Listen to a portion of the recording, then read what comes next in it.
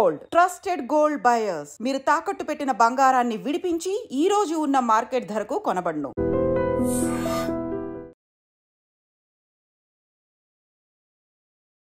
Hi, hello, నమస్తే, welcome back to iDream media. ఈరోజు మనతో ఉన్నారు founder and director of centre for human security studies అయిన రమేష్ కన్నిగంటి గారు. ఈరోజు ఎపిసోడ్లో ముఖ్యంగా కౌంటర్ టెర్రరిజం పాలసీ అనేది ఏంటి, ఒక యుద్ధం వస్తే పరిస్థితులు ఏ విధంగా ఉంటాయి, అసలు యుద్ధం కావాలా లేదా, అలాగే దీంతోపాటు ముఖ్యంగా షాహిద్ అఫ్రిది ఎవరైతే పాక్ క్రికెటర్ ఉన్నారో మన ఇండియన్ ఆర్మీ మీద చేసిన కామెంట్స్, దాంతోపాటుగా రీసెంట్గా బయటపడ్డ ఒక ప్రూఫ్ ఏంటి అంటే ఎవరైతే పహల్గామ్ అటాక్ చేశారో మెయిన్ పర్సన్ దాన్ని ప్లాన్ చేసింది, ఎగ్జిక్యూట్ చేసిన పర్సన్ ఎవరైతే ఉన్నారో ఆయన పాకిస్తాన్ ఆర్మీకి చెందిన ఒక కమాండోగా నిర్ధారించడం జరిగింది. ఈ విషయాలన్నిటిపై ఒక అనాలిసిస్ అయితే తీసుకుందాం రమేష్ కన్నిగంటి గారి ద్వారా. So let's go in to the episode. Hi Ramesh గారు. విరాట్ గారు నమస్తే అండి.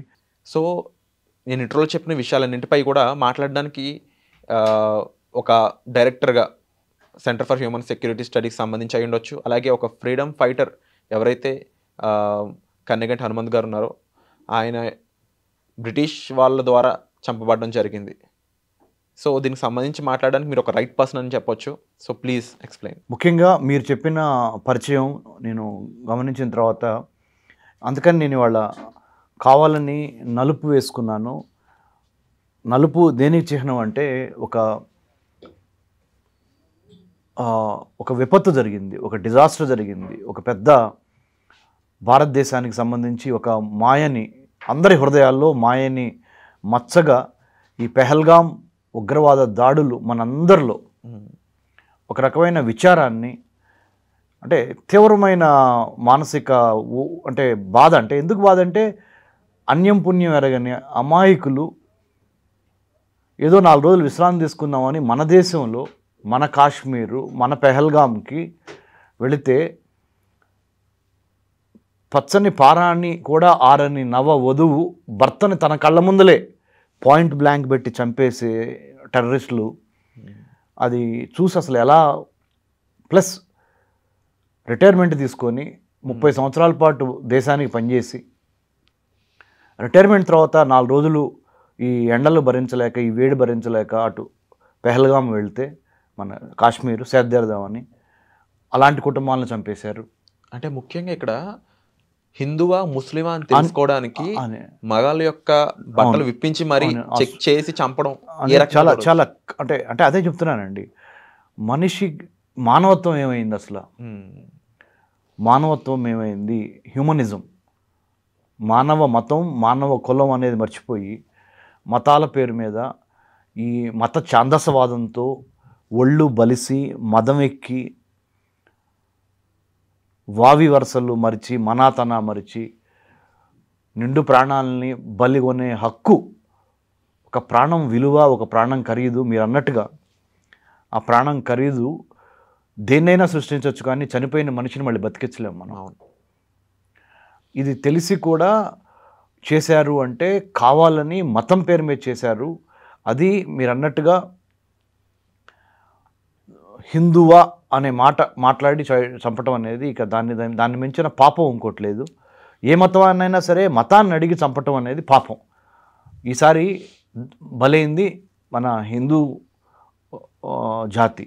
కాబట్టి మనందరం ఇప్పుడు పార్టీలకి అతీతంగా, కులాలకి మతాలకి అతీతంగా ఒకటే జెండా, ఒకటే ఎజెండా. విరాట్ జెండా, జాతీయ జెండా, మువ్వన్నెల త్రివర్ణ పతాకం మన జాతీయ జెండా. ఆసేతు హిమాచలం, కాశ్మీర్ నుంచి కన్యాకుమారి వరకు కాపాడుకోవాల్సిన గురుతర బాధ్యత మన భుజస్కంధాల మీద ఉన్నది.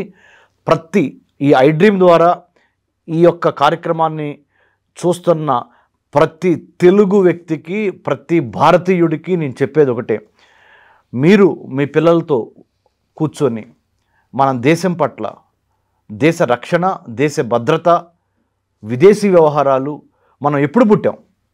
1947 ఆగస్టు 15 పుట్టాం, ఒక జాతిగా, ఒక దేశంగా, సర్వసత్తాక సార్వభౌమ స్వతంత్ర రాజ్యంగా 15 ఆగస్టు 1947లో పుడితే మనము ఆ రోజు నుంచి ఈ రోజు వరకు మనం ఎవరో మతం పేరుతో వేరే దేశాన్ని ఆక్రమించడం కానీ, వేరే ప్రాంతాల మీద మనం తిరుగుబాటు చేయటం కానీ చేయలేం మనం. మరి ఇలాంటి మారణకాండ ఈ మతపరమైన ఈ ఉగ్రవాదము దీన్ని కుకుటి వేళ్లతో సహా పెకిలించాలని నేను నల్సార్ యూనివర్సిటీ ఆఫ్ లా, అంటే భారతదేశంలో నెంబర్ 1 నెంబర్ 2 ఉన్న యూనివర్సిటీ నుంచి రాజీనామా చేసి 2010లోనే నేను centre for human security studies అనే సంస్థను స్థాపించి హైదరాబాద్లో 2013లో దిల్సుఖ్ నగర్ బాంబింగ్ జరిగింది. అవును. గోకుల్ చాట్, మక్కా మసీద్, లుంబినీ పార్కులో ఉగ్రవాదానికి ప్రాణాలు కోల్పోయారు.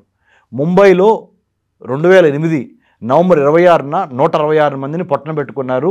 పాకిస్తాన్ నుంచి వచ్చిన తీవ్రవాదులు అరేబియా సముద్రం ద్వారా వచ్చి బాంబేకి వచ్చి అప్పుడు ముంబైకి వచ్చి ముంబైలో ఉన్న రైల్వే స్టేషన్ని, తాజ్మహల్ హోటల్ని, నారిమన్ పాయింట్లో వేరే దాన్ని మూకుమ్మడిగా 166 మందిని పొట్టన పెట్టుకున్న ఉగ్రవాదుల మీద ఒక అధ్యయనం చేసి 166 మంది ఆ రోజు చనిపోయారు. 166 మంది. బాంబ్ బ్లాస్ట్ జరిగిన ఆ ప్రక్రియ అయితే ఏదైతే ఉందో, అంటే వాళ్ళు ముంబై 26/11 అటాక్ ఎక్కువగా చనిపోయింది AK-47 ద్వారా కాల్చడం ద్వారా, అంటే ఆ గన్ను తీసుకొని. సేమ్ అదే జరిగింది ఇప్పుడు పెహల్గామ్ అటాక్ కాశ్మీర్లో కూడా. మన దిల్సుఖ్ నగర్లో జరిగింది ప్రాపర్ బాంబ్ బ్లాస్ట్. ఎంతమంది దిల్సుఖ్ నగర్ ఇవన్నీ కలిపి అప్పుడు కూడా 28 మంది చనిపోయారు. Okay okay. ఇది అన్ని ఇన్సిడెంట్స్లో 30 వరకు. లుంబినీ పార్క్ కానీ, గోకుల్ చాట్ కానీ. ఎంతమంది టెర్రరిస్టులు దాన్ని ప్లాన్ చేయడం జరిగింది? అదే అంటే రంగంలోకి దిగింది 3, దాని వెనక పెద్ద ఒక వ్యవస్థ ఉంటుంది. సో అసలు ఈ ఉగ్రవాదం అంటే ఏంటి, ఈ ఉగ్రవాదం యొక్క మానసిక స్థితి ఎలా ఉంటుంది, ఒక నార్మల్ మనిషి, ఒక సాధారణ మనిషి ఒక ఉగ్రవాదిగా ఎందుకు మారుతున్నాడు, మారటానికి వెనక ఎటువంటి కుట్రలు, ఎటువంటి శక్తులు పనిచేస్తున్నాయి, వాటిని ఎట్లా ఎదుర్కోవాలి అనేది ఒక సిస్టమేటిక్గా స్టడీ చేసి ఉగ్రవాదాన్ని అణచటము, కౌంటర్ టెర్రరిజం అనేదాన్ని ఒక పాఠ్యాంశంగా కూడా పెట్టాలని నేను 2013 నుంచి కృషి చేస్తున్నాను. దాంట్లో భాగంగానే centre for human security studies పెట్టి, మానవ రక్షణ అధ్యయన సంస్థ పెట్టి ఒక రీసెర్చ్ థింక్ ట్యాంక్, అంటే మేధోమథనం చేసే థింక్ ట్యాంక్, అంటే ఒక మంచి తాగే వాటర్ని ఎట్లయితే ఒక వాటర్ ట్యాంక్లో పెడతామో, ఒక మంచి దేశం కోసం ఒక మంచి ఆలోచనల సముదాయం, IASల్ని, IPSల్ని, army, navy, air force, police వీళ్ళందరినీ ఒక చోట తీసుకొచ్చి నేను 2013 మార్చి 21 నుంచి 2010లో స్టార్ట్ చేశాను centre for human security studies. 2013 నుంచి 24 గంటలు అదే పని. అంటే మీరు చెప్పండి, ఇప్పుడు ఎంతోమంది IAS, IPS ఇలాంటి వాళ్ళతో మీరు రోజు మీ లైఫ్ని కొనసాగుతూ ఉంటుంది. అలాంటి పర్సన్ అయిన మీకు పహల్గామ్ అటాక్ జరిగాక ఏమనిపించింది? అది జరిగాక కూడా ఇండియాలో ఉన్న ఏ సిటీని కూడా ఎవరు మెన్షన్ చేయలేదు, కానీ హైదరాబాద్ని స్పెసిఫిక్గా మెన్షన్ చేసి ఇక్కడ దాడులు జరిగే అవకాశం ఉంది, Hyderabad is the next target అని అంటూ ఉన్నారు.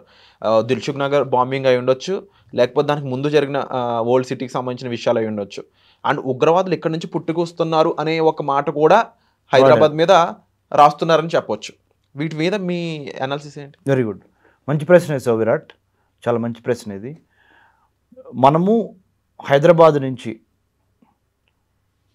వయా కాశ్మీర్ అమెరికా వరకు, హైదరాబాద్ నుంచి వయా ఢిల్లీ, వేరే ప్రాంతాలైన ఆఫ్ఘనిస్తాను, పాకిస్తాను, బంగ్లాదేశు, లేకపోతే ఇంకెక్కడికైనా వెళ్ళండి మీరు.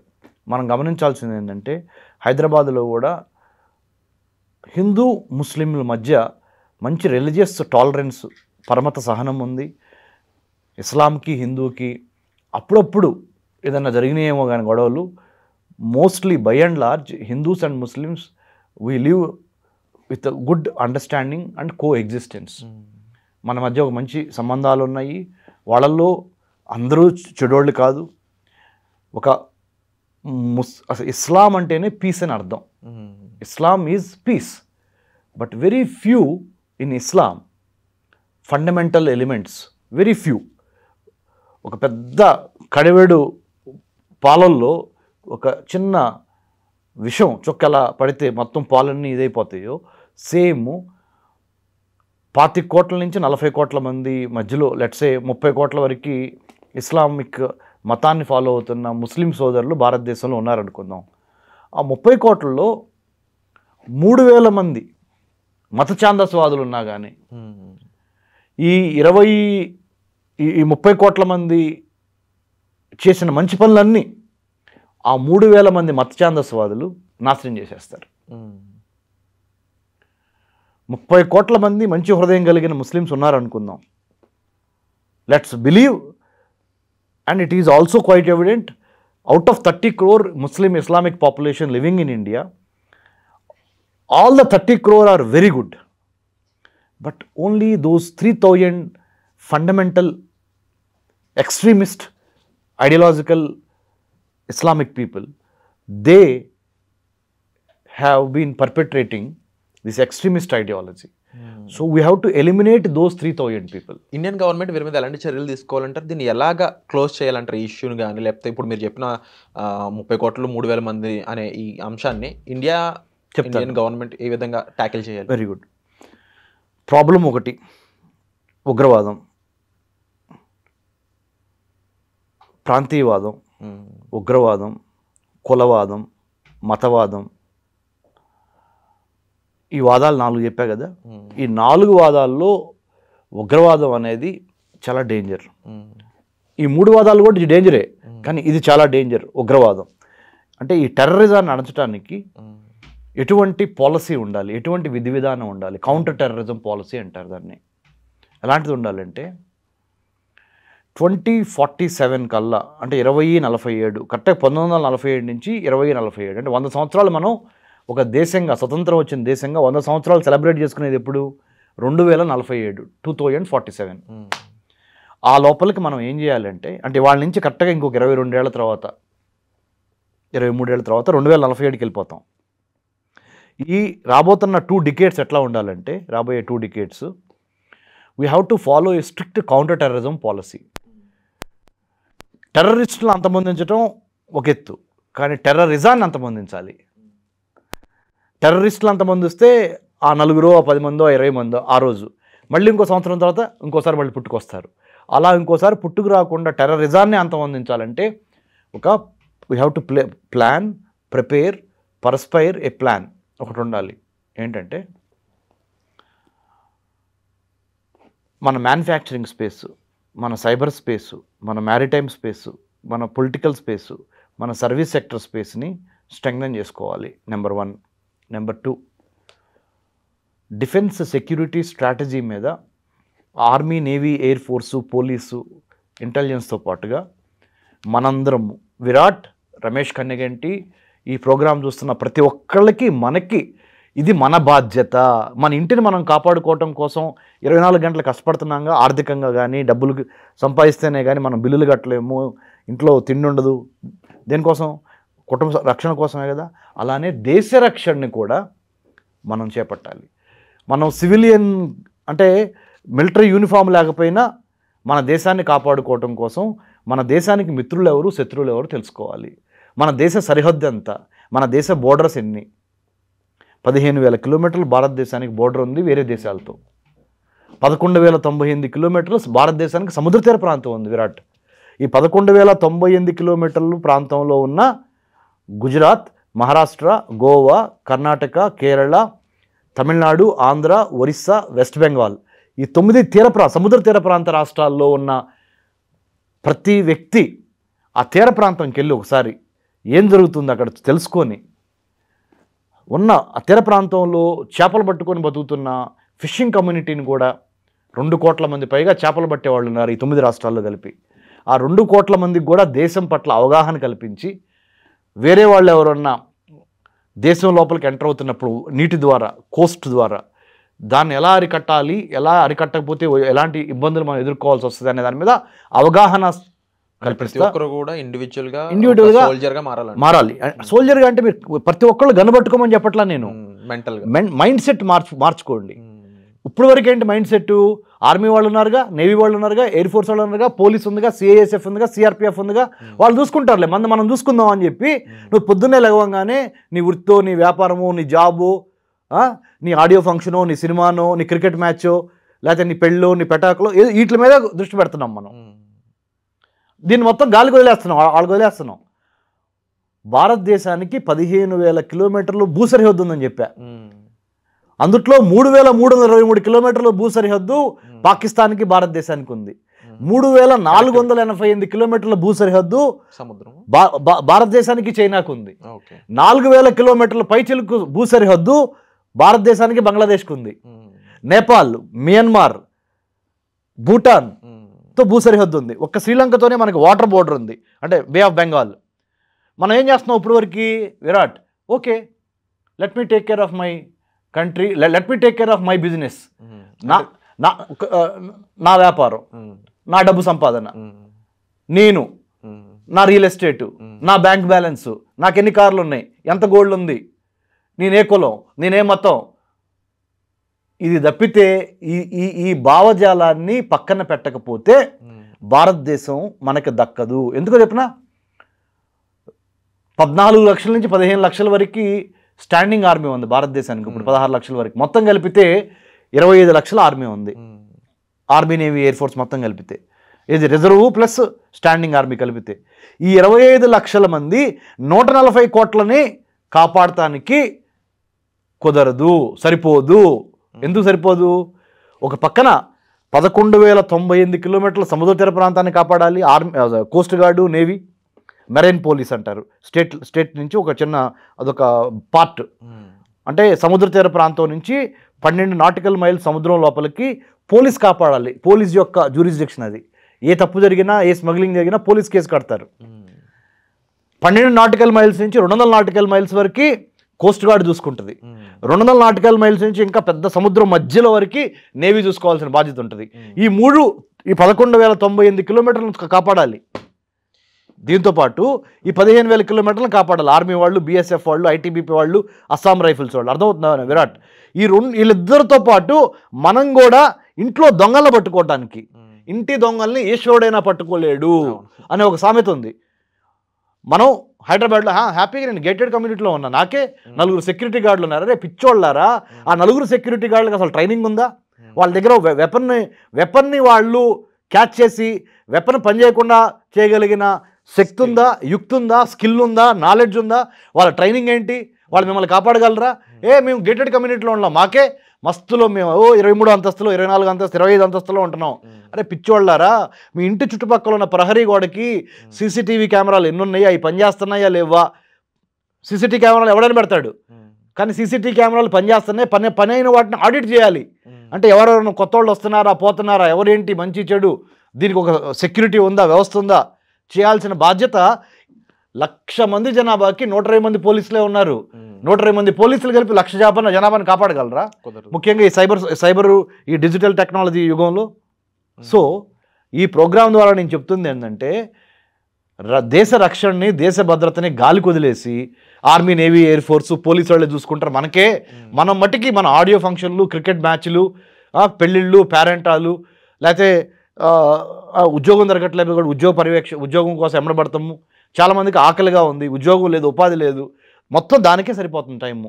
కానీ దాంతోపాటుగా రోజుకి ఒక్కసారైనా, ఒక్క నిమిషమైనా, నేను అడుగుతుంది ఏం అడగట్లా మిమ్మల్ని, 24 గంటల్లో ఒక్క నిమిషమైనా నా భారతదేశం కోసము, నా కుటుంబాన్ని ఎట్లా పోషించుకుంటున్నానో, నా భారతదేశం కోసం, ఇక్కడ పుట్టిన నా దేశం కోసం నేనేం చేస్తున్నాను, ఏం చేయాలి అనే ఒక్క నిమిషం నువ్వు నీ భారతదేశం కోసం ఇవ్వలేకపోతే మరి ఇంకెందుకు వేస్ట్? మీరు చెప్తున్న ఈ టాపిక్ రిలేటబుల్గానే ఇంకొక ఇష్యూ జరిగిందనమాట. ఏంటి అంటే, షాహిద్ అఫ్రిది మీకు ఐడియా ఉండే ఉంటారు, క్రికెటర్, పాకిస్తాన్కి సంబంధించి. ఆయన ఏమన్నారంటే, జస్ట్ 26 మంది చనిపోయారు పహల్గామ్లో, వాళ్ళని కూడా కాపాడుకోలేకపోయారా ఇండియన్ ఆర్మీ? ఇంత యూజ్లెస్ పీపుల్ మీరు, అంటే మీరు ఇండియన్ అంటే ఓవరాల్ సొసైటీని ఏం కాపాడతారు, ఇండియా జనాభాని ఏం కాపాడతారు అన్నట్టు ఆయన కామెంట్ చేశారు. దీన్ని ఏ విధంగా చూడొచ్చు అంటారు? If Shahid Afridi, the Pakistani cricketer, if he had commented in such a way that can't you protect your own citizens, you have so many lakhs of Indian soldiers అని చెప్పారు కదా, ఒకవేళ ఆయన అది అనుంటే మరి ఆయన అన్నం తింటున్నాడు, ఇంకేముంది తింటున్నాడో మనకు తెలియదు. మతం పేరు మీద గన్ను పెట్టొచ్చి కాల్చే మైండ్ సెట్ ఉన్న వాళ్ళకి నువ్వేం అడగాలి? మరి షాహిద్ అఫ్రిది ఏం అడగాలి? అంటే వేరే దేశం వెళ్ళి, దేశంగాని దేశం వెళ్ళి మతం పేరు మీద మనిషిని చంపే సంస్కృతికి ఏమని చెప్పాలి? మీరు ఎందుకు ట్రైనింగ్ ఇస్తున్నారు? మీరు ఎందుకు వాళ్ళకి ఐడియాలజికల్గా మతపరంగా ఎందుకు ఇస్తున్నారు? Financial support, ideological support, religious support, why are you doing it? మాకు పాకిస్తాన్తో సంబంధం లేదా అన్నాడు అనుకో షాహిద్ అఫ్రిది. అంటున్నారు కదా. మరి పాకిస్తాన్తో సంబంధం లేకపోతే పాక్ ఆక్రమిత కాశ్మీర్లో ఉన్న ఉగ్రవాదులకి ట్రైనింగ్ ఇచ్చేది ఎవరు? పైనుంచి ఏమన్నా ఊడిపడుతున్నారు వాళ్ళు? పాక్ ఆక్రమిత కాశ్మీర్లో ఉన్న ఉగ్రవాదులు ఏ మతానికి చెందిన వాళ్ళు? కళ్ళు మూసుకుపోయినాయా? ఒళ్ళు బలిసిందా షాహిద్ అఫ్రిది అని మనం ప్రశ్నించి నిలదీసి చెప్పుతో కొట్టే రోజు రావాలి. అందుకనే తొందరపడద్దు Virat. Cabinet committee security meeting ఇప్పుడు జరుగుతుంది. ఇవాళ 30 April 2025, 30th April 2025 you and me are talking in Hyderabad in iDream studio, right? The same time Honorable Prime Minister of India, National Security Advisor Shri Ajit Doval sir, Home Minister Amit Shah ji and Defence Minister Rajnath Singh, Nirmala Sitharaman Madam, Finance Minister and Honorable Prime Minister Modi sir, Narendra Modi sir. They're all and other important people from Army, Navy, Air Force chiefs and Chief of Defence Staff. They're having a cabinet committee on security meeting. ఇప్పుడు జరుగుతుంది. Just wait another 4 to 5 hours. We'll start bombarding you. We'll tell you who we are and what we can do to your country and to the Pak occupied Kashmir.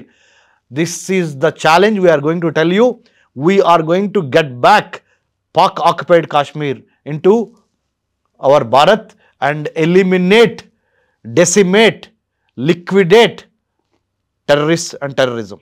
And ఇది ఒక పక్కన ఇలా ఉంటే ఫ్రీద్ లాంటి persons ఇలాంటి comments చేస్తున్న టైంలో రీసెంట్గా బయటపడ్డ నిజాలు ఏంటి అంటే కొన్ని ఫొటోస్ బయటకు రావడం జరిగింది అనమాట. అందులో మెయిన్ పర్సన్ ఎవరైతే దీన్ని మొత్తాన్ని ప్లాన్ చేసి ఎగ్జిక్యూట్ చేసిన పర్సన్ ఎవరైతే ఉన్నారో హీజ్ ఎవరో కాదు, పాక్లో ఏదైతే వాళ్ళకి ఒక ఆర్మీ సెక్షన్ ఉంటుంది కదా, దాని ఆర్మీ కమాండో అంట, హసీం బోసా అని చెప్పేసే పర్సన్. ఆయన అక్కడి నుంచి ఎటువంటి సపోర్ట్ లేకుండా దీన్ని ప్లాన్ చేసే అవకాశం లేదు. కానీ స్టిల్ ఈ రీజనల్ ఫ్రంట్ అనే వాళ్ళు దీన్ని ఇది మాకు సంబంధించిన సంస్థ అని రెసిస్టెన్స్ ఫ్రంట్ టిఆర్ఎఫ్, పాక్ మాత్రం మాకు సంబంధం లేదని చెప్తుంటే మధ్యలో ఈ లూప్ హోల్ ఏదైతే ఈ హసీం బోషా అనే వ్యక్తి ఉన్నాడో, ఒకప్పుడు పాక్ ఆర్మీలో కమాండోగా చేసిన వ్యక్తి, ఇప్పుడు ఈ ఫ్రంట్ని నడిపిస్తున్న పర్సన్గా బయటపడ్డాడు అనమాట. సో అంటే పిల్లి కళ్ళు మూసుకొని పాలు తాగుతూ నన్ను ఎవరు చూడట్లేదు అన్నట్టుగానే ఉంది ఈ అంశం మొత్తం. సో ఇంకా ఎలాంటి యాక్షన్ తీసుకోవాలంటారు ఇప్పుడు ఈ టైంలో పాక్ మీద? ఎందుకంటే ఇది ఎప్పటికీ ఆగట్లేదు. ఆర్టికల్ 370 రద్దు చేశాక కూడా ఇలాంటి ఇవి ఇంకా జమ్మూ కాశ్మీర్ మాది, ఇంకా మేము ఇలాగే చేస్తూ ఉంటాం అనే విధానంలో ఉన్న వాళ్ళ మీద మీరు ఎలాంటి టేక్ తీసుకోవాలి? ఇప్పుడు మన centre for human security studies మేము చేసే పని ఏంటంటే మానవ రక్షణ అధ్యయన సంస్థ ద్వారా కుల మతాలకి అతీతంగా మానవత్వం గెలవాలి, మానవ రక్షణ జరగాలి అనేది మా ఉద్దేశం. మేము ఒకటే చెప్తాం మన ప్రేక్షకులకి, మనం చూసేవాళ్ళకి ఒకటే చెప్తున్నా నేను.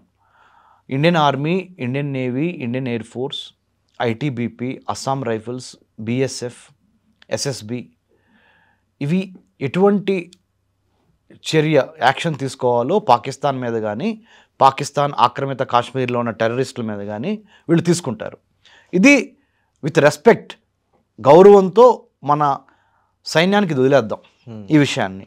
మనం ఏం చేయాలి అంటే ఐడ్రీమ్ లాంటి ఒక బాధ్యతాయుతమైన ఛానల్, విరాట్ లాంటి ఒక దేశ పౌరుడు, రమేష్ కన్నెగంటి లాంటి ఒక దేశ పౌరుడు, మా ముత్తాత కన్నెగంటి హనుమంతు బ్రిటిష్ వాళ్ళు కాల్ చంపారు 1922 పల్నాడు దుర్గి మండలం. ఈరోజు మనం ఏం చేయాలంటే విరాట్, మీరు నేను చూసేవాళ్ళు ఏం చేయాలంటే, మన కెమెరామ్యాన్స్ వాళ్ళ పిల్లలు ఏం చేయాలంటే అసలు దేశం అంటే ఏంటి, దేశ భద్రత ఏంటి, దేశ భద్రతకు సంబంధించి నేనేం చేయాలి, నేను ఏం చేయాలి, నేను సైతం ప్రపంచాగ్నికి సమిధన ఒక్కటి ఆహుతవ్వాలి అని శ్రీశ్రీ గారు ఆ రోజున చెప్తే, సో దేశ రక్షణలో నేను కూడా ఉండాలి అని ఈ ప్రోగ్రామ్ని షూట్ చేస్తున్న ఆ కెమెరామ్యాన్ ఫీల్ అవ్వాలి, నన్ను ప్రశ్నిస్తున్న మీరు ఫీల్ అవ్వాలి, యాంకర్గా సమాధానం చెబుతున్న నేను కూడా ఫీల్ అవ్వాలి, ఈ ప్రోగ్రామ్ని వీక్షిస్తున్న ప్రతి ఒక్కళ్ళకి మనం రక్తం మరగాలి, మేధో మదనం చేయాలి, నేనేం చేయగలను నా దేశం కోసము అనే దాని మీద మనస వాచ కర్మేణ they have to apply their mind, heart and soul. మనస్సుని హృదయాన్ని ఒక చోట పెట్టి దేశ రక్షణకి నేనేం చేయాలి, ఎటువంటి అవాంఛనీయ సంఘటనలు జరగకుండా ఉండాలి అంటే వేరే మతాల నుంచి కానీ, వేరే కులాల నుంచి కానీ, వేరే ప్రాంతాల నుంచి కానీ ఎవరెవరు ఎక్కడి నుంచి వచ్చి ఇక్కడ ఉంటున్నారు, దీని మీద ఒక స్పృహ ఉండాలి, ఒక ఆలోచన ఉండాలి. అంటే మీకు సిచ్యువేషన్ చెప్తాను, చెప్పండి. మీరు ఎలా ఆలోచించాలి అని చెప్పేసి జనాలందరికీ మనకి చెప్తా ఉన్నారు. మంచి ఉద్దేశం ఇది. కాకపోతే జస్ట్ ఒక క్రికెట్ మ్యాచ్లో ఇండియా మీద పాకిస్తాన్ నెగ్గితేనే పాకిస్తాన్ జెండాలు పట్టుకొని ఇప్పటికీ ఇదే ఇండియాలో ఉన్న, ఇదే తెలుగు రాష్ట్రాల్లో ఉన్న ఈ హైదరాబాద్ నగరంలో ర్యాలీలు చేస్తూ ఉంటారు కొంతమంది. అలాంటి వాళ్ళు ఉన్న ఈ దేశంలో, ఈ నగరంలో మనం చేతులు కట్టు కూర్చుంటున్నాం, అందులో ఏ డౌట్ లేదు. కానీ మన వాళ్ళకి ఏం చెప్తారు మరి? ఇలాంటి సిచ్యువేషన్స్ ఇంకా జరుగుతుంది. Very good, very good. 22 April 22 April 2025 Pahalgam attack తర్వాత భారతదేశంలో ఉన్న ముస్లిమ్స్లో కూడా పాకిస్తాన్లో ఉన్న టెర్రరిస్టులు కానీ, పాక్ ఆక్రమిత కాశ్మీర్లో ఉన్న టెర్రరిస్టులు కానీ వాళ్ళ మీద అసహ్యం కలిగింది మన ఇండియన్ ముస్లిమ్స్కి కూడా. సో రమేష్ గారు మీరు చెప్పండి, అంటే ఇప్పుడు centre for human security studies అన్నప్పుడు మనుషుల యొక్క సెక్యూరిటీని ఒక బాధ్యతగా తీసుకుంటూ స్థాపించిన సంస్థ. అవునండి. ఇప్పుడు కౌంటర్ టెర్రరిజం పాలసీ కానీ లేకపోతే వీటన్నిటి మీద మీకు అవగాహన ఉంటుంది. మీరు చెప్పండి అసలు ఇప్పుడున్న సిచ్యువేషన్కి సొల్యూషన్ ఏంటి? అంటే ఉగ్రవాదం అనేది ఒక మైండ్ సెట్ అండి. ఆ మైండ్ సెట్లోకి వెళ్ళి మార్పు తీసుకురావాలి. ఎప్పుడైతే ఉగ్రవాదాన్ని తగ్గించి మానవత్వాన్ని, మానవతావాదాన్ని పెంచాలి అనే ఒక ఆలోచన, ముఖ్యంగా ఏ మతాలైతే ఉగ్రవాదానికి పాల్పడుతున్నాయో ఆ మత ఛాందసవాదులను అందరిని కూర్చోబెట్టి వింటే విన్నారు, లేకపోతే వేసేయాలి. ఒకటే మార్గం. విని మారారు, మారలేదంటే సామం, దానం, భేదం, దండం అంటారు. బుల్లెట్కి బుల్లెట్తోనే వాళ్ళకి అదే భాష అర్థం అవుద్ది, వేరే భాష అర్థం కాదు. ఎవరైతే మారట్లేదో వాళ్ళని ఎలిమినేట్ చేసేయాలి అంతే. మారుతున్న వాళ్ళని మారుదాము అనే మార్పు మైండ్ సెట్, మారుదాము, పేదరికం మూలాన మతోన్మాదానికి వెళ్ళాను, ఉద్యోగం లేకపోవటం మూలాన మతోన్మాదానికి వెళ్ళి వాళ్ళు చెప్పింది నేను టెర్రరిస్ట్గా మారుతున్నాను, నాకు వద్దు, నాకు ఉద్యోగం ఉండి ఉపాధి ఉండి బాగుంటే మట్టికి నాకు అసలు ఆ మతం అనేది నాకు వద్దు, నేను బతుకుతా 10 మందికి అన్నం పెడతాను, అందరితో కలిసి ఉంటాను అనే ఈ భావనలు ఉన్నవాళ్ళు అంటే గోడ మీద ఇటు పడితే ఇటు పడిపోతారు, ఇటు పడితే ఇటు పడతారు, సిట్టింగ్ ఆన్ ద ఫెన్స్ అంటారు. ఆ తీరానికి ఇటు పడిపోతారు. ఆ ఎలిమెంట్స్ ఏంటో మనం గమనించి అటువంటి వాళ్ళని మళ్ళీ వెనక్కి తీసుకొచ్చే విధంగా డీరాడికలైజేషన్ అనేది కూడా జరగాలి. రాడికలైజేషన్ అంటే మత పిచ్చి, మతోన్మాదం. డీరాడికలైజేషన్ అంటే మతాన్ని, మత పిచ్చిని, మతోన్మాదాన్ని, మతం తప్పు కాదు, మత ఉన్మాదం తప్పు, కులం తప్పు కాదు, కుల ఉన్మాదం తప్పు, ప్రాంతం తప్పు కాదు, ప్రాంతీయ ఉన్మాదం తప్పు. మీకు అర్థమవుతుందా? ఏ ప్రాంతంలో పుట్టావు, ఏ కులంలో పుట్టావు, ఏ మతంలో పుట్టావు అని నువ్వు అనుకొని పుట్టావు. విరాట్, ఏ రంగుతో పుట్టావు నువ్వు అనుకొని పుట్టావు, నీ హైటు, ఇది నువ్వు అనుకొని పుట్టావు. ఒక ప్రాంతంలో, ఒక మతంలో, ఒక కులంలో పుడతాం అనేది యాదృచ్ఛికంగా జరిగేది. కాకపోతే అక్కడ పుట్టిన తర్వాత ఉన్మాదానికి వెళ్ళావు అనుకో, నా మతమే గొప్పది, నా ప్రాంతమే గొప్పది, నా కులమే గొప్పది, ఆ ఉన్మాదం ఉందే, ఆ ఉన్మాదాన్ని కట్ చేయాలి.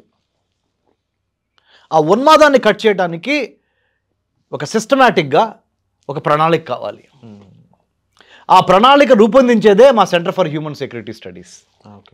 మేధో మదనం చేసి మదనం చేయాలి, ఆలోచనల మదనం. అరే ఈ ప్రాబ్లం ఉంది, extremism, terrorism, religious fundamentalism is a problem, big problem.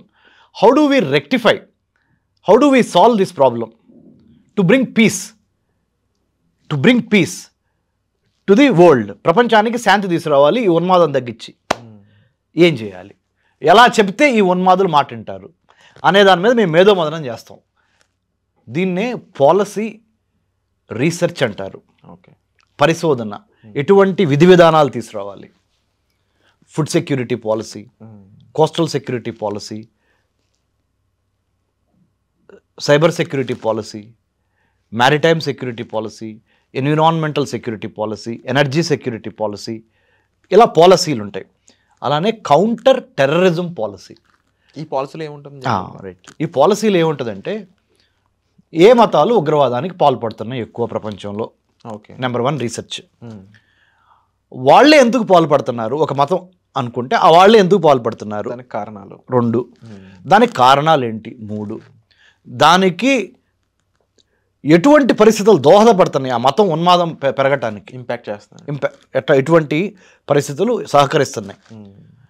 ఇలా ప్రతి ప్రశ్నకి లోతుగా విశ్లేషణ చేసి ప్రపంచంలో ఉన్న మతాలని స్టడీ చేసి ప్రపంచంలో ఉన్న కాన్ఫ్లిక్ట్ ఏరియాస్ని స్టడీ చేసి వాళ్ళ ఐడియాలజీ అదైతే అదే వాళ్ళ ఐడియాలజీ అంటే వాళ్ళ యొక్క ఆలోచనల సముదాయము, వాళ్ళ మనస్తత్వము, ఆలోచనల సముదాయము. సిద్ధాంతపరంగా ఐడియాలజీ అంటే సిద్ధాంతము, సైద్ధాంతిక పరమైన వాళ్ళ మైండ్ సెట్ ఏంటో గ్రహించి దాన్ని తగ్గించాలి అంటే సిస్టమేటిక్గా ఎట్లా తగ్గించాలి, ఒకేసారి తగ్గించలేం. సిస్టమేటిక్గా ఎటువంటి మార్పులు తీసుకోవాలి, అడ్మినిస్ట్రేటివ్ బ్యూరోక్రటిక్ మార్పులు ఎటువంటివి తీసుకోవాలి, మిలిటరీ పరమైన మార్పులు ఎటువంటివి తీసుకోవాలి, ఇంటెలిజెన్స్ పరంగా ఎటువంటి మార్పులు తీసుకోవాలి, తర్వాత పోలీసు శాఖను ఉపయోగించి ఎటువంటి మార్పులు తీసుకురావాలి ఈ ఉగ్రవాదాన్ని తగ్గించడానికి. స్కూల్స్ కాలేజెస్లో ఎడ్యుకేషన్ని మతోన్మాదానికి వ్యతిరేకంగా మతోన్మాదాన్ని తగ్గించడానికి ఎటువంటి ఎడ్యుకేషన్ పాలసీస్ తీసుకురావాలి. ఇది ఒక 10 డిపార్ట్మెంట్లు కూర్చొని మేధోమదనం చేసి ఈ ఉగ్రవాదం అనే సమస్యను తగ్గించాలి అంటే ఈ 10-15 departments, government agencies plus media లాంటి సంస్థలు, మీలాంటి ఐడ్రీమ్ లాంటి మీడియా సంస్థలు, లేకపోతే వేరే వేరే మీడియా ఛానల్స్ చాలా ఉన్నాయి, ఇంకా ఎలక్ట్రానిక్ మీడియా, ప్రింట్ మీడియా, అందరం media, government, police, armed forces, అదే defence persons, universities, think tanks, మాలాంటి థింక్ ట్యాంక్స్ అందరం కలిసి కూర్చొని టెక్నాలజీ పీపుల్, మత పెద్దలు, రిలీజియస్ హెడ్స్, ప్రతి మతానికి ఒక రిలీజియస్ హెడ్ ఉంటాడు కదా, వాళ్ళని కూడా కూర్చోబెట్టి దీన్ని over a period of time సిస్టమేటిక్గా ఎలా తగ్గించాలి, ఈ ఎక్స్ట్రీమిస్ట్ ఫండమెంటల్ రిలీజియస్ ఫండమెంటలిజాన్ని ఎలా తగ్గించాలి అనే దాని మీద శిక్షణ తీసుకోవటానికి నేను 2-3 దేశాలు వెళ్ళి మన దేశంలో తిరిగి ఒక పాలసీ తీసుకొచ్చాం. ఓకే. ఐఏఎస్లు, ఐపీఎస్లు, army, navy, air force officers, university professors, media పెద్దలు, పబ్లిక్ ఇంటలెక్చువల్స్ అందరినీ కూర్చోబెట్టి ఒక 5 పాయింట్లు తీసుకొచ్చాం. Counter terrorism policy in 2025 in the background of Pahalgam attacks, terrorist attacks in Pahalgam, Jammu and Kashmir. Point number 1, Virat. ప్రతిరోజు మనిషి ఉదయం ప్రతి మనిషి మనం లెగవంగానే భారతదేశానికి ఉన్న 15,000 కిలోమీటర్లు ల్యాండ్ బోర్డర్ ఉందని చెప్పాను, 11,098 కిలోమీటర్లు కోస్టల్ బోర్డర్ ఉందని చెప్పాను, 11,098 kilometers of coastline of India, 15,000 kilometers of borderline of India with other states. Like we share a land border with Pakistan, 3,323 kilometers అని చెప్పాను నేను. సపోజ్ నువ్వే ఉన్నావు విరాట్, పొద్దునే లెగుస్తావు, 3,323 స్టెప్స్ ఒక 30 minutesలోనో 40 minutesలోనో వేయాలి. నువ్వే ఊర్లో ఉంటే ఆ ఊరు. 3,323 స్టెప్స్ అంటే మహా అయితే ఒక 20 నిమిషాలు అయిపోతాయి. అది ఎందుకో తెలుసా? ఎందుకు? To remind yourself, I share my land border with Pakistan 3,323 కిలోమీటర్లు. కాబట్టి పాకిస్తాన్ బోర్డర్లో ఏం జరుగుతుంది, ఇండియాకి పాకిస్తాన్కి మధ్య ఉన్న ఈ బోర్డర్లో ఏం జరుగుతుంది, ఏం జరగాలి అనే దాని మీద నీ జీవన విధానంలో నిన్ను నువ్వు ఫిట్గా పెట్టుకుంటా. 3,323 స్టెప్స్ వేస్తే నువ్వు ఫిట్ అవుతావు. రేపు పొద్దున ఒకవేళ యుద్ధం వస్తే నువ్వు గన్ పట్టుకునే స్టేజ్ నీకు ఉంటుందా ఉండదా? ఫిట్నెస్ ఉంటుంది. Sound mind lives in a sound body అంటారు. యుద్ధం రాపోయినా ఈ 3,323 స్టెప్స్ నువ్వు ఏదైతే వేస్తున్నావు, ఎగ్జాంపుల్ చెబుతున్నా, ఎవ్రీడే వేస్తున్నావు. ఎవ్రీడే కాదు, ఒకరోజు పాకిస్తాన్ కోసమే, పాకిస్తాన్ ఎదుర్కోవటం కోసం. రెండో రోజు 3,488 స్టెప్సే, అంటే చైనాని ఎదుర్కోవటం కోసం. చైనాకి భారత్కి మధ్య 3,488 కిలోమీటర్ల ల్యాండ్ బోర్డర్ ఉంది. India and China share 3,488 kilometers of land border. So Monday, let's say Pakistan 3,323 kilometers into steps. నీ ఫిట్నెస్ పెరుగుతుందా లేదా? Tuesday 3,488 kilometers of steps between, and that is the land border between India and China. So you are making 3,488 steps here in KBR Park if you are living in Hyderabad or wherever you live in this country.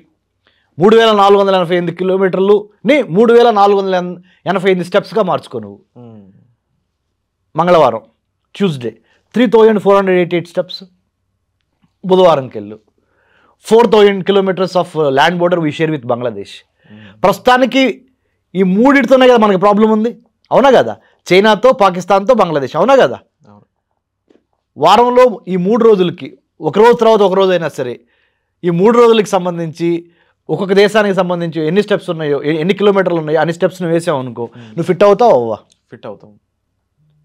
మార్పు వచ్చిద్దా రాదా? నీలో first నీ heart బాగుపడిద్ది, నీ lungs బాగుపడతాయి, నీ అన్ని అవయవాలు బాగుపడతాయి, నువ్వు ఫిట్ అవుతావు. ఈ ఫిట్నెస్తో ఏమవుద్ది? కరెక్ట్గా ఆలోచిస్తావు దేశం కోసం. ఆలోచించే మనసు కూడా వచ్చేసిద్ది నీకు. నువ్వు లేజీగా ఉండి నెగిటివ్గా ఉన్నప్పుడు, నిరాశావాదంతో ఉండి, జబ్బులతో ఉండి నువ్వు దేశం కోసం ఏమైనా చేయగలవా? నీ ఇంటి వాళ్ళ కోసం కూడా నువ్వేమైనా చేయగలవా? నీ కోసం నువ్వు ఏమైనా చేసుకోగలవా? చేసుకోలేవు నువ్వు. సో లో ఎస్టీమ్, సెల్ఫ్ ఎస్టీమ్లో మనం చేంజ్ అనేది తీసుకురావాలంటారు. ఫస్ట్ ఆఫ్ ఆల్ మార్పు starts with you and me, number 1. Number 2 physical fitness, మొదటి పాయింట్. రెండో పాయింట్ ఇంటలెక్చువల్ ఫిట్నెస్. 5 పాయింట్లు చెప్పాను నేను కౌంటర్ టెర్రరిజం పాలసీకి. ఫస్ట్ పాయింట్ ఫిజికల్గా మారాలి. మనందరం అందరం తీసుకెళ్ళి ఆర్మీ, నేవీ, ఎయిర్ ఫోర్స్ మీద బరువేసి మనకెందుకులే హ్యాపీ, ఇక్కడ మనం బల్లే అని డ్యాన్స్ చేద్దాం, ఇక్కడ ఆడియో ఫంక్షన్లు, సినిమా హీరోలు అంటే చొక్కా చించుకొని కులాల పరిధి మీద ఇది జరుగుతుంది, ఇప్పుడు వరకు జరుగుతుంది. అది మారిపోవాలి. నా బాధ్యత, దేశ రక్షణ నా బాధ్యత. ఎప్పుడైనా యుద్ధం రావచ్చు, నేను రెడీగా ఉండాలి. యుద్ధం వచ్చినప్పుడు రెడీ అయితే నీ వల్ల కాదు. ఎగ్జామ్స్ అప్పుడు నువ్వు రెడీ అయితే ఎగ్జామ్ రాయగలవా, పాస్ అవ్వగలవా? ఎగ్జామ్స్ మొదల నుంచి చదివితేనే కదా నువ్వు ఎగ్జామ్ పాస్ అయ్యేది. ఒక్కరు బాధ్యత తీసుకోవాలి. The best time to prepare for war is at a peace time. శాంతి సమయంలోనే యుద్ధానికి సన్నద్ధం అవ్వాలి. పరీక్షలు రాసి నువ్వు ఉత్తీర్ణం అవ్వాలంటే పరీక్ష రోజు చదివితే నువ్వు ఉత్తీర్ణం అవుతావా? నువ్వు అవ్వలేవు తమ్ముడు. You have to start your preparation last 9 months 8 months చదివితే కానీ పరీక్షలో నువ్వు పాస్ అవుతావు. డిస్టింక్షన్లోనూ first class, second class, third, whatever నువ్వు పాస్ అవుతావు. అలానే యుద్ధం వచ్చిన తర్వాత నేను వెళ్తాను అంటే పిట్టలు కాల్చినట్టు కాల్చేస్తారు వేరే దేశాల సైనికులు. నువ్వు ముందర ఫిట్గా ఉండాలి. ప్రాక్టికల్గా మనం ఒక యుద్ధం కానీ ఒక ఫైట్ చేయాలన్నప్పుడు దానికి ఉన్న ప్రిపరేషన్ ఉండాలి, నెంబర్ 1. రెండోది ఇంటలెక్చువల్ ఫిట్నెస్ అని చెప్పి. ఫస్ట్ ఫిజికల్ ఫిట్నెస్, రెండోది ఇంటలెక్చువల్ ఫిట్నెస్. ఇంటలెక్చువల్ ఫిట్నెస్లో భాగంగా ఏం చేయాలంటే, ఐ డ్రీమ్ ప్రేక్షకులు శ్రద్ధగా వినండి, ఐ డ్రీమ్ చూస్తున్న వాళ్ళు శ్రద్ధగా వినండి. ఇంటలెక్చువల్ ఫిట్నెస్ అంటే మనము నాలెడ్జ్ పరంగా, స్కిల్ పరంగా, యాటిట్యూడ్ పరంగా నెంబర్ 1గా ఉంటాం. ఎలా ఉండాలి? దేశ రక్షణ కోసం. కౌంటర్ టెర్రరిజం పాలసీలో సెకండ్ పాయింట్ ఇంటలెక్చువల్ ఫిట్నెస్. ఇదంతా యుద్ధం వస్తే మన మీదకి వస్తే మనం కూడా వెళ్ళి పాల్గొనాల్సి వస్తే ఎలా ఉండాలి అనే దానికి ఒక ప్లస్ అసలు ఇది ఒక ప్రిపరేషన్. రోజు దినసరి అంటే ఇప్పుడు మనం ప్రతిరోజు జరిగే నిత్యకృత్యంగా ఇది నీకు ఉండాలి. రెండోది ఏంటంటే దేశ రక్షణ, దేశ భద్రత, విదేశీ వ్యవహారాల మీద నువ్వు బీటెక్ చదువు, ఎంటెక్ చదువు, ఎంకామ్ చదువు, ఎంఎస్సి చదువు, నాకు సంబంధం లేదు. దేశ రక్షణ, విదేశీ వ్యవహారాలు, దేశ భద్రత మీద ఒక పాఠ్యాంశము తప్పనిసరిగా ఉండాలి. ప్రపంచం ఎటుపోతుంది, ప్రపంచంలో అసలు ఏం జరుగుతున్నవి, ప్రపంచంలో జియో పాలిటిక్స్, ప్రపంచంలో ఎన్ని దేశాలు ఉన్నాయి, భారతదేశం ఒక దేశం కదా ప్రపంచ దేశాల్లో, మన దేశం వెనకబడాలా, ముందలకెళ్ళాలంటే ఏం చేయాలి, నేనేం చేయాలి దేశం ముందలకెళ్ళాలంటే, నేను ముందలకెళ్ళాలంటే అనే ఒక ఇంటలెక్చువల్, మేధోపరమైన ఫిట్నెస్ ఉండాలి. ఇది రెండో పాయింట్. మూడో పాయింట్ అన్నిటికీ మించి vital installations of the country. ఇప్పుడు విరాట్, నువ్వు ఉన్నావు, నేనున్నా, మన ఇద్దరం ఇట్లా కూర్చొని మాట్లాడుకుంటున్నాము అంటే ప్రేక్షకులు కూడా చూస్తున్నారు కదా, వాళ్ళు కూడా వాళ్ళ ఇంట్లో ఉన్నారు అంటే వాళ్ళ ఐసైటు, హార్టు, బ్రెయిను, కిడ్నీ, లివరు, అంటే మనిషి శరీర అంగాలన్నీ ప్రధాన అంగాలు పని చేస్తేనే కదా. అవును. అలానే ఒక దేశానికి సంబంధించి ports, airports, rocket launching centres, reserve bank of India, banking వ్యవస్థ కీలకం, రైల్వే లైన్లు, ట్రాన్స్పోర్టేషన్ లైన్స్, ఇవన్నీ పనిచేస్తేనేగా దేశం పనిచేసేది. అవును. వాటి మీద అవగాహన కోసం మీరు దేశంలో ఉన్న ఇంపార్టెంట్ వైటల్ ఇన్స్టలేషన్స్ అంటారు, వాటిని మీరు సందర్శించాలి, విజిట్ చేయాలి. తద్వారా ఏమవుద్ది, అక్కడ పనిచేసే సైనికులకు కానీ, అక్కడ పనిచేసే వాళ్ళకి కానీ మీరు మనోబలాన్ని ఇచ్చిన వాళ్ళు అవుతారు. ఓ, నేను ఎక్కడో బోర్డర్లో పనిచేస్తున్నాను, నన్ను అందరూ వదిలేసేశారు, నా దేశీయులందరూ దేశం లోపల హ్యాపీగా ఉన్నారు అనే ఫీలింగ్ వాళ్ళకి ఇవ్వకుండా, బోర్డర్లో పనిచేస్తున్న వాళ్ళ కోసం ఒకసారి మీరు బోర్డర్ విజిట్ చేసి ఆర్మీతోనో, నేవీతోనో, ఎయిర్ ఫోర్స్తోనో, ఐటీబీపీతోనో, అస్సాం రైఫిల్తోనో, బీఎస్ఎఫ్తోనో కూర్చొని వాళ్ళతో మాట్లాడి వాళ్ళతో కలిసి తిని sir we salute you for your service అనే ఒక motivating word to our defence forces ఎంత శక్తినిచ్చింది వాళ్ళకి. అరే నా దేశ ప్రజలు నన్ను నా సేవను గుర్తించి వచ్చారు అనేది ఒకటి. ఇంకోటి అసలు ఎంతమంది కలిసి పనిచేస్తేనే కదా నేను బతుకుతున్నాను అనే ఒక స్పృహ నీకు కూడా వచ్చింది ఫస్ట్ ఆఫ్ ఆల్. ట్రూ. ఇది మూడోది. నాలుగో పాయింట్, ఫస్ట్దేమో ఫిజికల్ ఫిట్నెస్ చెప్పాను కౌంటర్ టెర్రరిజం పాలసీలో భాగంగా. రెండోదేమో ఇంటలెక్చువల్ ఫిట్నెస్, మేధోపరంగా నాలెడ్జ్ పరంగా దేశం పట్ల అవగాహన రెండోది. మూడోదేమో pilgrimage to all the vital assets of the country మూడో పాయింట్. నాలుగో పాయింట్ ఏంటంటే ఎమోషనల్ ఫిట్నెస్. ఎమోషనల్ ఫిట్నెస్ అంటే కౌంటర్ టెర్రరిజం పాలసీలో ఎమోషనల్ ఫిట్నెస్ చెప్తా. ఎలా అంటే అన్ని మతాలు ఈ 10 ఏళ్ళు కలిస్తేనే కదండి శక్తి. హిందూ, ముస్లిం, క్రిస్టియన్, ఎస్ఐయా, పార్సీ, జైన్, ఇంకా అదర్ మతాలు, ఈ అన్ని మతాలు కలిస్తేనే కదా భారతదేశం. మన శక్తి ఏంటి? లౌకిక రాజ్యం, మనం సెక్యులర్ కంట్రీ. ఈ 10 మందిని కలిపి ఒక్కళ్ళే ఏమీ చేయలేరు. ఒక్కళ్ళు ఒక స్టెప్ తీసుకోగలరు, ఫస్ట్ స్టెప్ తీసుకోగలరు. కానీ ఈ ఫస్ట్ స్టెప్ తీసుకున్న ఒక్కడికి ఈ 9 మంది సహకరిస్తే విజయం అవుద్ది. అలానే భారతదేశంలో ఉన్న అన్ని మతాలు, కులాలు, ప్రాంతాల వారు ఒకటే ఎజెండా, ఒకటే జెండా. ఎజెండా ఏంటి? భారతదేశ రక్షణ, భారతదేశ అభివృద్ధి. ఇది ఎజెండా. జెండా ఏంటి? త్రివర్ణ పతాకము, మువ్వెన్నెల మన జాతీయ జెండా. ఈ జెండా, ఈ ఎజెండా కోసము ఇంక మనకు వేరే ఎజెండాలు ఏమొద్దు. కాంగ్రెస్, బీజేపీ, టీడీపీ, వైఎస్ఆర్సీపీ, హిందూ, ముస్లిం, మాల, మాదిగ, రెడ్డి, కమ్మ, కాపు, north India, south India, east India, west India కొట్టుకొని సావకుండా ఒక జెండాతో, ఒక ఎజెండా మీద 10 మంది కలిస్తే కలవపోతే ఏమో తెలుసా? ఎవడికి ఎవడు దూకుంటాడు. మన జరిగినట్టే. కలవాలి అనేది ఒక నైతిక బాధ్యత. మానవ కులం, మానవ మతం. అరే అందరినీ కోస్తే వచ్చేది ఎర్రటి రక్తమేరా బాబు, పోయేది అందరం మట్టిలోకే కదా. తెలిసి కూడా ఆ బలుపు ఎందుకు మనకి? నీకు తెలీదా? నువ్వు పోతే నేను మట్టిలో పెడతారని తెలిసి కూడా ఎందుకు బలుపు? నేను కమ్మ, నేను కాపు, నేను రెడ్డి, నేను మాల, లేకపోతే నేను మాదిగా, లేకపోతే నేను ముస్లిము, నేను హిందూ, నేను పార్సీ, నేను సిక్కు. అరే మతం అనేది ఓన్లీ మీకు ఒక మార్గం చూపించడానికి పెట్టుకున్నదేరా బాబు. మతం ద్వారా చివరికి మతం యొక్క సినాప్సిస్ ఏంటి?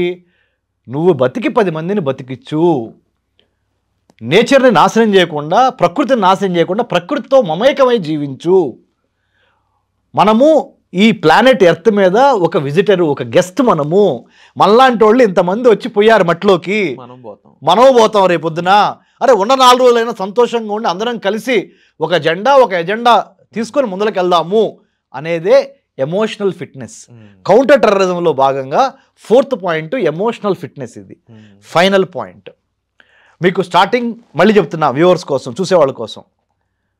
First physical fitness, 2 intellectual fitness, 3 emotional fitness, 4వ పాయింట్ చెప్తున్నా స్పిరిచువల్ ఫిట్నెస్. స్పిరిచువల్ ఫిట్నెస్ అంటే ఏంటి? మతానికి పైన ఉన్నదే స్పిరిచువాలిటీ. అన్ని మతాల సారాంశం ఒకటే, హిందూ, ముస్లిం, ఏదైనా కానీ లివ్ అండ్ లెట్ లివ్. మహాత్ముడు బుద్ధుడు కూడా అదే చెప్తాడు, నువ్వు బతికించు. ఇది స్పిరిచువల్ ఫిట్నెస్. ఇది ఫైనల్గా 5th పాయింట్ ఫైనాన్షియల్ ఫిట్నెస్. ఆర్థికం కూడా చాలా ఇంపార్టెంట్ కాబట్టి మనిషి బతుకు తెరువుకి, ఆర్థికంగా ఎదగటానికి యుద్ధం సర్వనాశనం చేస్తుంది. యుద్ధంలో 21వ శతాబ్దంలో క్లియర్గా విన్నర్స్ ఎవరు లేరు. అన్ఫార్చునేట్లీ నువ్వు యుద్ధం గెలిచినా కానీ ఓడిపోతావు ఆర్థికంగా. యుద్ధం గెలవచ్చు కానీ ఆర్థికంగా ఓడిపోతావు. కాబట్టి మనిషిని చంపుతావు, మనిషిని నువ్వు మళ్ళీ తీసుకురాలేవు. సో 5వది ఏంటంటే ఫినాన్షియల్ ఫిట్నెస్ సాధించాలంటే యుద్ధం జరగకూడదు. సింపుల్. యుద్ధం జరిగితే ఏమవుతుందో తెలుసా? ప్రపంచంలో 70% వర్తక వాణిజ్య వ్యాపారాలు సముద్రం ద్వారా జరుగుతాయి. ఓడలు, షిప్పుల ద్వారా ట్రాన్స్పోర్ట్ అంతా. ఇప్పుడు 2 దేశాలు కొట్టుకున్నాయి అనుకో, ఆ 2 దేశాలతో ఆగదు యుద్ధం. ఒక దేశానికి ఇంకో కొన్ని దేశాలు జతగడతాయి, ఇంకో దేశానికి ఇంకొన్ని గ్రూపులుగా జతగడతాయి. థర్డ్ వరల్డ్ వార్ వచ్చి అది 3వ ప్రపంచ యుద్ధంగా వచ్చింది. 2వ ప్రపంచ యుద్ధంలో ఏం సాధించాం చూసాం కదా, లక్షల మంది చనిపోయారు. 1వ ప్రపంచ యుద్ధంలో ఏం సాధించాం, ఏం సాధించాలి, బూడిద మిగిలింది. యుద్ధం ద్వారా వచ్చేది బూడిదే. ఇప్పుడు ఫుల్ ఫ్లెడ్జ్డ్ యుద్ధం కూడా మంచిది కాదు. చిన్న ఉదాహరణ, ఈ శరీరంలో ఎక్కడో ఒక చోట దెబ్బ తగిలింది, శరీరం మొత్తాన్ని నరుగుతావా, ఆ దెబ్బ తగిలిన తోట నువ్వు ట్రీట్మెంట్ చేస్తావా, మందు కడతా ఉంటారు. అది సేము ఉగ్రవాదులు, ఉగ్రవాదము, మతపరమైన ఉగ్రవాదాన్ని ఏదో గమనించి ఆ మతపరమైన ఉగ్రవాదుల యొక్క అధఃపాతాళానికి వాళ్ళని తొక్కటానికి సామం, దానం, భేదం, దండం అన్నీ వాడి we have to take care of the counter terrorism policy. అంటే ఉగ్రవాద నిరోధక విధి విధానము. తెలుగులో చెప్పాలంటే స్పష్టంగా ఉగ్రవాదాన్ని నిర్మూలన చేయటానికి ఎటువంటి విధి విధానం వాడాలి అంటే దాన్ని ఇంగ్లీష్లో కౌంటర్ టెర్రరిజం పాలసీ అంటారు. ఈ 5 పాయింట్లు ద్వారా ఫ్యూచర్లో ఉగ్రవాదాన్ని ఎదుర్కోవటానికి, in order to stop terrorism in the near future, every country must follow. If not every country, I am concerned about our country, India. At least in India, these 5 fitnesses are extremely important fitnesses, which are part of the counter-terrorism policy of India in 2025. Planned, prepared, designed and delivered by Dr. Ramesh Kanneganti, great grandson of Kanneganti Hanumantu, shot by the British for freedom fighter. That is me, myself. This is the way that I wanted to respond to my country and to protect my country. I think మీ అందరూ ఎవరైతే ఈ programme చూస్తున్నారో, I know you all have your knowledge, your skill, your attitude. మీరు అందరూ తెలియగలవాళ్ళే, ఎవరు తెలివి తక్కువ లేడు. భగవంతుడు మీకు ఒక చక్కటి సహజ మేధస్సు ఇచ్చాడు.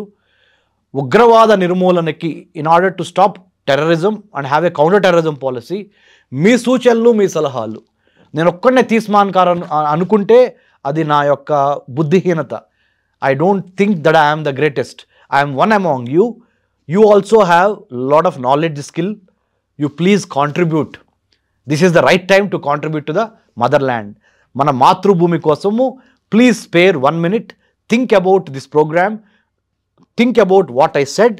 You please add value. Give your inputs. Why now university grants commission, Virat, last నువ్వు నేను ఇంటర్వ్యూ చేసినప్పటికీ ఇప్పటికి తేడా చెప్తాను. యూనివర్సిటీ గ్రాంట్స్ కమిషన్ అంటే భారతదేశంలో ఉన్న 1200 యూనివర్సిటీస్కి హెడ్ ఢిల్లీలో ఉంటుంది. నేషనల్ సెక్యూరిటీ అడ్వైజరీ బోర్డు ఇచ్చిన ఆదేశాలకు మేరకు జాతీయ భద్రత, జాతీయ రక్షణ, నేషనల్ సెక్యూరిటీ, నేషనల్ స్టడీస్ మీద ఒక సబ్జెక్ట్ మ్యాటర్ ఎక్స్పర్ట్స్ని, ఒక కమిటీని కాన్స్టిట్యూట్ చేయండి. ఆ కమిటీ కాన్స్టిట్యూట్ చేయడం ద్వారా యూనివర్సిటీస్లో జాతీయ భద్రత, జాతీయ రక్షణ మీద సిలబస్ ప్రవేశపెట్టండి అని నేషనల్ సెక్యూరిటీ అడ్వైజరీ బోర్డ్, జాతీయ భద్రతా మండలి under prime ministers office sent a direction to UGC, university grants commission. In response to that, university grants commission appointed a subject matter expert committee with 5 members and they made me as the chairman. Wonderful. To draft syllabus on national security studies through Swayam portal అని యూజీసీలో ఒక స్వయం portal ఉంటుంది. ఆ portal ద్వారా ఆన్లైన్లో అన్ని universities ఈ కోర్సుని తీసుకోవచ్చు, నేషనల్ సెక్యూరిటీ స్టడీస్ అనే కోర్సుని. దీనికి ఏంటి అర్హత? దీనికి ఎనీ డిగ్రీ చదువుతున్న వాళ్ళు they can opt this course. దాని మీద ఇప్పుడు ఆ కోర్సుకు సంబంధించి విధి విధానాలు రాయమని నన్ను చైర్మన్గా పెట్టారు. మొట్టమొదటి తెలుగువాడు, మొట్టమొదటి దక్షిణ భారతీయులు, మొట్టమొదటి ఢిల్లీ జేఎన్యూ స్టూడెంట్ చైర్మన్ అవటం, దానికి నేను అవటం, దానికి నా 12 సంవత్సరాల మన centre for human security studies ద్వారా చేసిన కృషి భారతదేశంకి, దానికి అప్రిసియేషన్గా I feel this wonderful opportunity came to me. Now is the right time for each one of you to give me inputs. మీరందరూ ఇన్పుట్స్ ఇవ్వండి, మీరందరూ సూచనలు సలహాలు చేయండి. జాతీయ భద్రత, జాతీయ రక్షణ కోసము ఎటువంటి కోర్సు ఉండాలి అనే దాని మీద నాతో పాటు మీరు కూడా సూచనలు ఇవ్వండి. వాటిని కూడా వీలైనంత వరకు మంచి సూచనల్ని I will collect all the important suggestions made by you regarding framing the national security syllabus to be implemented in all the universities in the near future. and we will give it to all the student community so that our country will become stronger. First of all congrats sir, అంత గొప్ప position మన తెలుగు వాళ్ళకి లభించడం మీ ద్వారా. మీకు అది వచ్చిన అంటే అది తప్పకుండా మాకు కూడా అది మనందరికీ గర్వకారణం తమ్ముడు. So we are very proud of you. And ఈరోజు ఎపిసోడ్లో ఎన్నో విషయాలు మాకు వివరించారు, ఎక్స్ప్లెయిన్ చేశారు, మా ముందు తీసుకొచ్చి మాకు అవేర్నెస్ కల్పించారు. Thank you so much. ఇంకా ఎన్నో విషయాలు దీని మీద మాకు తెలియాల్సి ఉంది. వచ్చే ఎపిసోడ్లో ప్రతి విషయంపై ఒక క్లియర్ అనాలిసిస్ అనేది రమేష్ కన్నెగంటి గారు మనకి ఇవ్వబోతున్నారు. సో దానికి సంబంధించిన మరిన్ని ఎపిసోడ్ మీ ముందు తీసుకొచ్చే ప్రయత్నం అయితే మేము చేస్తాము. Thank you so much. జై హింద్. జై హింద్. సో విన్నారు కదండి, కౌంటర్ టెర్రరిజం పాలసీలో ఎలాంటి అంశాలు ఉంటాయి, ఈ అంశాలన్నీ కూడా మనం ఎలా పాటించాలి అనే దాంతో పాటుగా యుద్ధం వస్తే జరిగే పరిస్థితులు, తర్వాత నష్టపోవడం కానీ ఏ విధంగా ఉంటుంది అనేది. అయితే మన బాధ్యత ఏంటి అంటే ఈ విషయంపై స్పందించడం. మీ స్పందన కామెంట్ రూపంలో అయితే మాకు తెలియజేయండి. మీ కామెంట్స్ కోసం ఎదురు చూస్తుంటాం. దీంతో పాటుగా మరెన్నో రెవల్యూషనరీ ఎపిసోడ్ మీ ముందుకు తీసుకురావడానికి ప్రయత్నం చేస్తాం. Thank you so much. నిజంగా ప్రస్తుతం ఉన్నటువంటి సమాజం దేనికి ప్రయారిటీ ఇస్తుంది? ఆర్థిక సంబంధాల చుట్టూ మాత్రమే తిరుగుతుంది. మళ్ళీ ఎన్నికలంగానే చాలా విరక్తి కలుగుతాను. మంచి అనిపిస్తుంది కదా, లేడీస్ కూడా ఛాలెంజింగ్ జాబ్స్ చేసినప్పుడు చాలా బాగుంటది. ట్రాఫిక్ అసిస్టెంట్స్ గా నియమించిన ట్రాన్స్జెండర్స్ అందరితో సాల్యూట్ చేయించుకుంటున్నారు. ఫుడ్ డెలివరీ ఇవ్వటానికి వెళ్ళినటువంటి డెలివరీ బాయ్ అనిల్ పై కళ్ళ ముందు